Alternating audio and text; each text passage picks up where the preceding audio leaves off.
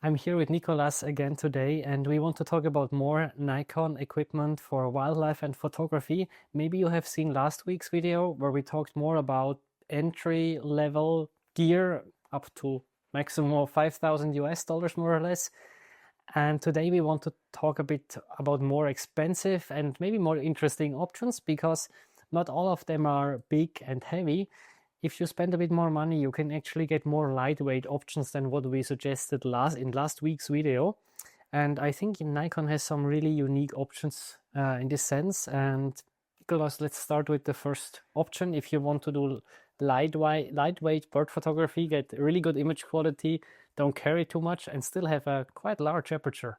So with that, I would start with the 600 6.3 together with the Z8. So as you can see, it's actually quite a small lens for 600 millimeters, especially at 6.3. And if you take into account that the whole setup is around 2 kilograms, a bit over 2 kilograms, comparing that to the 180 to 600, this alone weighs 2 kilograms. So yeah, combined with the camera, you're not carrying that much gear with you. Yes, I have shot these two lenses side by side for more than a day, just switching from one to the other, and you really feel the difference. You're just quicker to basically aim at a bird. If you do action photography, flying birds, it's much easier. And if you have some weird shooting angles, like I had this out of a boat or something, I wish I had this lens, because it was much trickier with my 600mm f4 to just let the camera hang down like this and shoot over the screen. Nevertheless, there is also a disadvantage with the 600mm 6.3. Of course, you're kind of stuck at those 600 millimeters. So especially if you're photographing birds in flight and you're maybe not that used to that focal length, it's just more tricky to actually find the bird. While with the 180 to 600, you're actually able to just zoom out a bit, start with maybe 400 millimeters, actually get the bird in the frame. And if you have time, you can still zoom in, or just can get used to actually finding the birds, and then you can go more towards those 600 millimeters. I think it's a bit, well, you get better over time. It's just a bit of exercise. And what I always recommend in the workshops is that people should look at the bird and then basically just take the camera to the eye.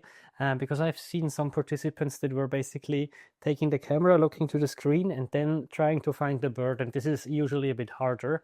So there, I think a good technique and just exercising will definitely help if you want to have this lightweight setup and go for a prime lens.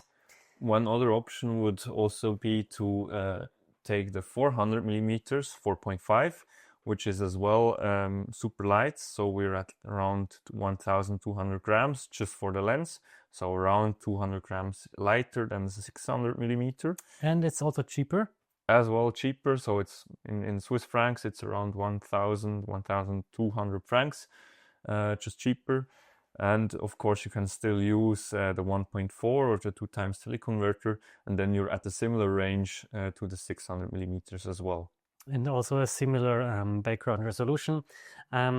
I would suggest, if the top priority for you is really weight, then maybe this is the better option. If you also feel that sometimes you have a bit animals that come closer, or you want to include more of the environment, and you use maybe 30% or 40% of the time the range between 400 to 600 millimeter, I would definitely go with the 400 millimeter 4.5 and use the tele extenders. I think both work quite well when you need them. However, if 95% of the images that you take, you want to have 600 millimeter or more, then I would directly invest the money into the 600 millimeter, because you don't need to use the tele extenders as much and the quality will be better. One more factor is also if you, or depending on what kind of subjects you photograph. So with the 400 millimeters, you can focus up to 2.5 meters. So for example, for shorebirds, I would say this is a bit more the ideal option. While for the 600 6.3, I think it's around 4.5 meters. Let me check so I don't say anything wrong. It's 4 meters actually. Yes, okay. But still, those 1.5 meters, then they can make the difference between an actually sharp picture of a dunlin, for example, and just an out of focus picture with the 600 6.3. 6.3. But yeah, if you were photographing songbirds that are at a distance of 10 or more meters, then again, the 600 millimeters is the better option. Yeah, I think we can switch to the Or, next yeah, setup. exactly. Yes. You can actually take the bigger lens, so the 800 6.3, which just has more reach. And again, if 800 millimeters is still not enough, you can also use the 1.4 teleconverter or the 2x teleconverter, which you've mentioned before that you actually quite like the 2x teleconverter. Yes, I was taking pictures of some stone chats, I think they're called in English, of the linnet and of some shrikes. So still rather small birds, more or less. And they're, I mean, on a distance of 20, maybe 25 meters. That's not a huge distance. You don't have too much like heat haze or air in between you and the subject. And there the teleextender, even the 2x teleextender worked really great. And I was shooting at 1600 millimeters wide open, which wide open means f13 with this lens. I also did some pictures of a hoopoe that I found in a park. So he was quite tame, but I wanted really a close-up, only the portrait, only the head. And as you can see also with this image that I'm showing here, you can still blur the background a lot because you have 1600 millimeter, and for 1600 millimeter, f13 is actually surprisingly open. And I just want to quickly compare this. We have here 800 millimeter 6.3. If you would use the more traditional and heavier and more expensive approach of using a 600 millimeter f4 and using a 1.4 extender, you're getting 840 millimeter f5.6. The difference, you can see it, but it's not too big, especially in my opinion. If you take pictures of songbirds or other smaller subjects, it actually works very well with this lens. I think one thing that we didn't mention so far is also the lens. While it looks quite big, is actually still quite light. So it's around 2,400 grams, which is for 800 millimeters is actually quite good. Yeah. So it's quite hand holdable, I would say, and also with the image stabilization, which is in here, it's actually quite easy to photograph, even if it's getting dark. So I think this spring I photographed some short-eared or long-eared owls, and I've gone down to like 1/10 of a second, and I still managed to get them sharp while hand holding the lens at 45 megapixels. So yeah, I mean, at lower speeds or longer shutter speeds, I think then it becomes more an issue of the bird actually moving, even if it would actually sit. Yes. In terms of weight, we have 3.3 kilos if it's combined with the Z8. And in terms of price, we're getting close to the 9,000 mark. So if you want to save some money, it's also an option to consider the Z6 Mark III instead of the Z8. Maybe to quickly discuss about the differences here. The obvious advantage of the Z6 III is the price. It's also a bit lighter. This might be important for you, I think, especially with the 600 millimeter 6 III. This could be interesting. And since the last firmware update, 2.0, it has a lot of the features that were previously only found on the Z8, like the bird eye detection, the focus limiter that you can set in the camera menu, and also the auto capture feature. What do you think are the main reasons to still go for the more expensive Z8? I would say mostly it's the sensor shield. Yeah. So if you swap lenses and if you shut off the camera, so if you shut off the Z8, it it activates the sensor shield, which basically instantly comes down after you shut it off, and then you can swap out lenses. You don't have to worry about sensor dust getting on the sensor, and yeah, especially when you're working outside, which as a wildlife photographer you basically do, it's just easier to swap lenses. While for the Z6 Mark III, the sensor is quite exposed and you get quite easily some dust on there. Yes, and also the Z8 has a stacked sensor, while the Z6 Mark III has like a partially stacked sensor. So I've never had any issues with the wings of the birds in terms of rolling shutter, but if you pan, you can see that the background, if you have like some vertical lines, that they start to get a bit crooked, and you don't have the problem with the Z8 in this scenario. And of course, one major difference as well is just that the Z6 Mark III actually has a 24 megapixel sensor, while for the Z8 we're working with 45. You kind of noticed that we mentioned that at last for us, it isn't like the most important factor, since you have some advantages with 24 megapixels as well, especially if you're working at low light situations. And yeah, depending on the lens selection, you don't need to crop as much anyway. Yeah. Okay, I think we can move to the next setup. Which we're moving here a bit more to the left, and now we're kind of bringing out the big guns. We have here the 400 millimeter 2.8. It's the lens that you use most of the time, right? Yeah, exactly. It's basically everything kind of combined what we have here. So it's super sharp, it's super fast when it comes to autofocus.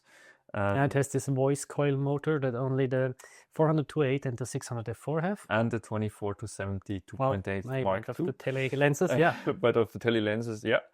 And especially when it comes to like background separation, bokeh, the f2.8 is just a huge advantage. And especially also when you're working at low light conditions. And then of course, we have the built-in teleconverter. So for if 400 millimeters is not enough, you can just switch the 1.4 teleconverter in, and then you get 560 millimeters at aperture of 4. Yes, and for me, what I also enjoyed even more was when I was shooting at 560 millimeter f4, and I saw the seagull or whatever bird making some signs that it might take off soon. Then being able to switch out the tele-extender, go back to 400 millimeter 2.8, and then minimizing the risk of clipping the wings. This is definitely very nice. And as briefly mentioned before, the 600 millimeter f4 does also have this feature. There is also another feature of this, is it called control ring in English? Yeah. Here that you have, which just turns a little bit to the left or a little bit to the right, then kind of goes back. And this is usually used for the focus recall. And because you can turn it in both sides, it means you could theoretically save 2 different focus distances and recall them if you need to. Maybe we could quickly discuss a bit about 400-8 versus 600 f4, because if you want to invest, or if you are ready to invest a lot of money, you want really the best of the best, I think these are the 2 options. So you chose the 400-8. Why? I would say for me, it's mostly about background separation and also working distance. For me, I think I generally work with animals that are a bit more on the, I would say, cooperative side. So on the more tame side, for example, the beavers, they actually come quite close. They're also rather large, while, for example, songbirds are not my general area of focus, I would say. For them, I think the 600-40 would actually work a bit better, since they're generally just smaller and more further away. So for me, it was the 400-8, while for you, it was the other way around. Exactly, because I take a lot of pictures of smaller birds, and if I have something bigger, I use another lens. If about the background separation, maybe to elaborate a little bit about this, if you have the same shooting distance, the 600 millimeter f4 will give the slightly better background separation. But what you meant is basically if you have the ability to get closer, then the 400 millimeter 2.8 is an advantage. And since you talked about the beavers, I mean, it's quite obvious, but obviously the 2.8 can really help in these situations. From my experience, of course, you can use the teleconverters here. You can get with the integrated one already 560 millimeters. If you put the 1.4 extender, you can combine the 2 and get to almost 800 millimeter f5.6, or you would even put it 2 times. I feel that the 600 millimeter f4 still gives a bit sharper images. So for me, it's again, I would just think which range do you use more. If you use mostly stuff over 600 millimeter, I would go for the 600 f4. If you say a lot of what you shoot is between 400 and 600 millimeter, I would pick this one. Generally, I would also add that I had the privilege before to kind of photograph with the 400-8 and the Z9 in one hand, and the 600-40 with the Z9 as well in the other one. And I think in general, I photographed more with the 600 millimeters. Yeah. I've took more images that I could actually use, but like the really great pictures that I was super happy with, they were more taken with the 400 millimeters, just because I could use it more with the animals that actually came close. And then I can work up at the distance of up to 2.5 meters, while for the 600 millimeters, it stops at 4.5 meters. or 4.3. So it's just, yeah, you get more if you have like dunlins, for example, shorebirds, and they come close, then you're quite quickly at the limit with the 600 millimeter. Yeah. In terms of price, the 600 millimeter f4 is a bit more expensive, but we think at this point I would not look at the price. I would take the lens that makes more sense. So here in Switzerland, it costs a bit more than 16,000, the combination of the 400-8 and the Z8, and it weighs around 3.9 kilograms. And the 600 millimeter f4 is slightly heavier. I think it's around 200 grams. But I want to say once you add the 1.4 extender, we're pretty much even. So yeah, I think we can move to the last category, which is a bit a special one, and it's one that you have been pursuing a bit more lately. So generally, when you work with these long tele lenses, it kind of compresses the distance. So if you photograph with the 600 millimeters, you can't really say whether it was taken at a distance of 10 meters or 30 meters. It kind of looks the same. So I kind of like to work with lenses that have a shorter focal length. So that could be, for example, a 70-200 if you want to go for the more bit professional lens, or also the 70-180. But then I also like to kind of work with prime lenses, just because they have a larger background separation. The bokeh is even nicer. And when we talk about bokeh, we have to talk about one lens specifically. Yeah, the 135 millimeter 1.8 planar lens, which is quite special lens, because the most important thing about the planar is basically, even if you shoot wide open at 1.8, you have kind of this round bokeh balls until the edges or corners of the image, whereas most other lenses, they tend to be a bit skewed towards the edges and corners. Additionally, I would also say that the color rendition and the contrast is just a step above all the other lenses. Mm-hmm. It's generally something that I often just look at some sort of marketing material when they speak about, the color is super nice. But I photographed together with the 70-200 and as well the planar, and the difference is just the raw files, they are just much more colorful, and the contrast looks a lot better. And also there's just more of a three-dimensional look, mm-hmm. the whole image, just because you have the aperture of 1.8 compared to the f2.8. Yes. And in general, the shorter the focal length, the larger the aperture needs to be, just to get the background separation again. Obviously, it means you need to get a bit closer to the subject. Before we move to the next lens, very briefly, just you also use this as a kind of macro lens in the past for the, I think they're called tree frogs in English, right? Yeah. Exactly. So works quite well. You know the minimum focus distance? Yeah, it's 82 centimeters. Yeah, so I mean, for macro, it's not the best working distance. No, not for flies, but if you have bigger things like maybe dragonflies, and I would argue in many cases with this lens, you want to include a bit of the surrounding. Yeah. I mean, and yeah, it's a bit tricky to describe, but usually if we take shorter lenses, we don't want them want the full close-up. We want to show a bit of the surrounding. We just choose this fast aperture that we have this surrounding more blurry, or if there is some backlit and some water droplets, that we have these bokeh balls as big as possible. Especially about the background structure.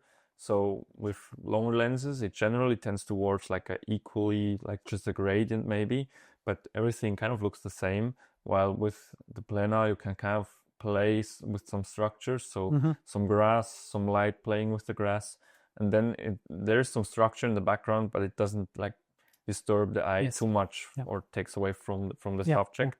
So you can basically, for example, for the tree frogs, you have the tree frog quite small in the frame, you have some background structure around it, and it just gives a kind of an interesting image, mm-hmm. and you have something to look at, while the tree frog still stays the main subject in the whole image. Yeah. So the last lens for today? The last lens is then if you actually want to go even closer to the subject and you want to include some more of the habitat. I generally use the 35 millimeters at 1.2. Mm-hmm. There's also the 35 millimeter 1.4 and the 35 millimeter 1.8. And the 1.8 is also an S-line lens, meaning the optical quality is just like at the really best, good, yeah. basically the best. And also the weather sealing is great. And then the 1.4 actually has a bit more emphasis on the lights, on the bokeh, but it's not as optically perfect as the 1.8 or then again the 1.2.